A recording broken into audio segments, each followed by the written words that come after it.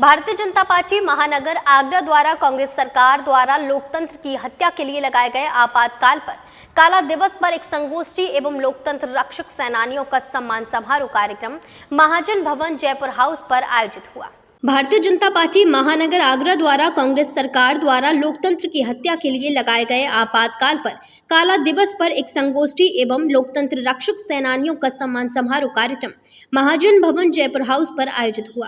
कार्यक्रम का शुभारंभ पंडित दीनदयाल उपाध्याय एवं श्यामा प्रसाद मुखर्जी के चित्र पर माल्यार्पण करके क्षेत्रीय अध्यक्ष दुर्विजय शाक्य, महानगर अध्यक्ष भानु महाजन, विधायक पुरुषोत्तम खंडेलवाल, पूर्व महानगर अध्यक्ष शिव शंकर शर्मा आदि ने किया। मंचासीन अतिथियों का माला पहनाकर भाजपा महानगर अध्यक्ष भानु महाजन ने स्वागत किया।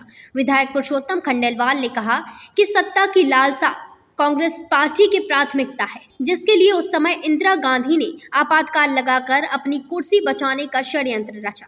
25 जून 1975 को श्रीमती इंदिरा गांधी ने देश में आपातकाल लगाकर संविधान और लोकतंत्र की धज्जियां उड़ाने का पाप किया था। उसी के विरोध में आज भारतीय जनता पार्टी काला दिवस मना रही है और जिन लोगों ने लोकतंत्र के लिए बचाने के लिए, संविधान बचाने के लिए संघर्ष किया था, ऐसे लोकतंत्र सेनानियों का यहाँ सम्मान किया है। निश्चित रूप से भारतीय जनता पार्टी आगरा महानगर की इकाई ने प्रदेश इकाई और केंद्र की इकाई के आह्वान पर जो कार्यक्रम किया है, बहुत अनुकरणीय है। कांग्रेस की नेता श्रीमती इंदिरा गांधी जी ने देश में आपातकाल की घोषणा की थी। आपातकाल के दौरान आप सबको जानकारी है, देश में सभी प्रकार के अधिकार सस्पेंड किए गए थे। नागरिकों पर जितनी जुल्म और ज़्यादतियाँ आपातकाल के दिन हुई थी, वो सब आप सबको जानकारी है।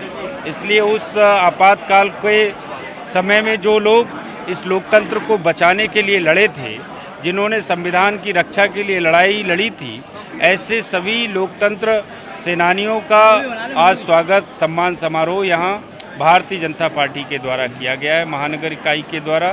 तो उन सबके स्वागत सम्मान के लिए और आपातकाल का जो दिन है उसे काला दिवस के रूप में आज यहाँ मनाया गया है। क्षेत्रीय अध्यक्ष दुर्विजय शाक्य ने इस अवसर पर कहा कि आपातकाल भारतीय लोकतंत्र और राजनीति की सबसे दुखद घटना है और सभी लोकतंत्र रक्षक सेनानी जिन्होंने अत्याचार के खिलाफ आवाज उठाई और जेल गए, नमन योग्य हैं। लिए देश के लोगों के साथ लोकतंत्र से खिलवाड़ किया, संविधान से खिलवाड़ किया और देश में 352 के तहत एक आपने देखा आपातकाल लगाया और आपातकाल में गिने चुने लोगों को, जो भारतीय जनता पार्टी के कार्यकर्ता थे उनको, जो सामाजिक संगठन काम करते थे उनको, क्योंकि उनको लग रहा था कि हमारी सरकार चली जाएगी। लेकिन आप देखिए, संविधान से छेड़छाड़ करके अपनी सरकार को बचाने के लिए उन लोगों ने इस धारा का प्रयोग करते हुए संविधान से छेड़छाड़ किया और आपातकाल लगाया। आपातकाल में न जाने हमारे कितने नेता, कितने सामाजिक कार्यकर्ता जेल में ठूसे गए, न जाने कितने लोग वहाँ मारे गए। लेकिन मैं कहना चाहता हूँ, कांग्रेस ने जिस प्रकार इस आपातकाल को लगाया था, देश की जनता ने उसको ठुकराया और उसको समझ में आया कि कांग्रेस झूठ बोलने वाली पार्टी है, कांग्रेस का हमेशा बहिष्कार करना चाहिए। आपातकाल में मैं जेल गया था आंदोलन करके, और उससे पहले भी मैं संगठन का आरएसएस का पदाधिकारी था।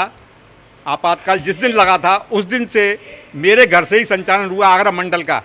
जो आगरा विभाग के विभाग प्रचारक श्याम जी गुप्त थे और जिला प्रचारक गिरिराज दामोदर जी थे और नगर प्रचारक महेश जी, ये सब 25-26 तारीख को जब कार्यालय पर सील हो गया, राजा मंडी कार्यालय था आरएसएस का उस टाइम पर, वो सील होने के बाद में मेरे घर से ही उन्होंने 5 दिन तक पूरे मंडल का संचालन किया। और उस टाइम यातनाएं की कोई गिनती नहीं है।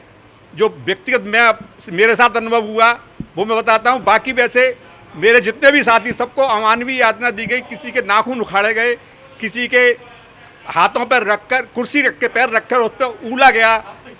मेरे साथ में मतलब मेरे को जब गिरफ्तार करके सदर थाना ले गए तो वहाँ पर मुझसे जो क्या है नाम पूछा।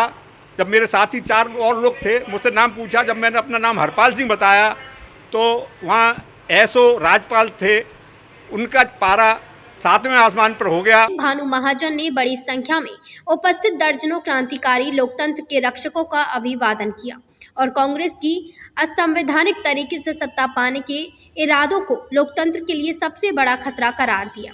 50 से अधिक लोकतंत्र रक्षक सेनानियों को शॉल, माला और पगड़ी पहनाकर सम्मानित किया गया। आज 25 जून है और इतिहास के पन्नों में जब आप लगभग 43 साल पीछे जाएंगे तो 1975 25 जून को मध्यरात्रि आपातकाल इमरजेंसी देश की आज़ादी का, संविधान का काला अध्याय 28 साल पहले चले जाएं 1975 से तो 15 अगस्त 1947 को देश आज़ाद हुआ और बड़े संघर्ष के बाद हुआ। हम सब जानते हैं मुगलों अंग्रेजों सबसे हजारों लोगों ने, क्रांतिकारियों ने शहीद हुए, बलिदान दिया, उसके बाद आज़ादी हमें मिली।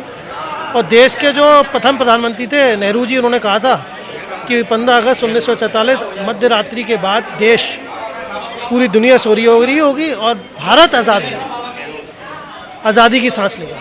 और 28 साल बाद उन्हीं की बेटी ने 25 जून 1971 का उस आज़ादी का गला घोटने का काम करा, केवल सत्ता हासिल करने के लिए।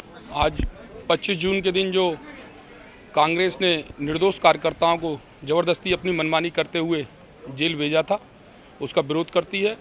और कांग्रेस के कार्यकर्ताओं ने आंदोलन करके आगरा कलेक्ट्रेट के झंडे को उतार के, भारत के झंडे को उतार के अपना झंडा लगाने का काम किया था। क्या ये संविधान से छेड़छाड़ नहीं थी? श्रद्धेय बाबा साहब का जो संविधान है उसकी सम्मान करने का काम भारतीय जनता पार्टी करती है। संविधान से खिलवाड़ तो हमेशा कांग्रेस की पार्टी ने, उसकी रीति नीति में फर्क है, उसने किया है। इसी के साथ मुख्य रूप से नरेंद्र जग्गा, डॉक्टर कृष्ण गोपाल कपूर, राजवीर सिंह, अशोक भाटिया, हरिशंकर बघेल, सतीश अग्रवाल, विजय जैन, कुलभूषण शर्मा, विपिन राजौरिया, अर्जुन देव महाजन आदि लोग उपस्थित रहे। मून न्यूज़ के लिए तारा चंद की रिपोर्ट।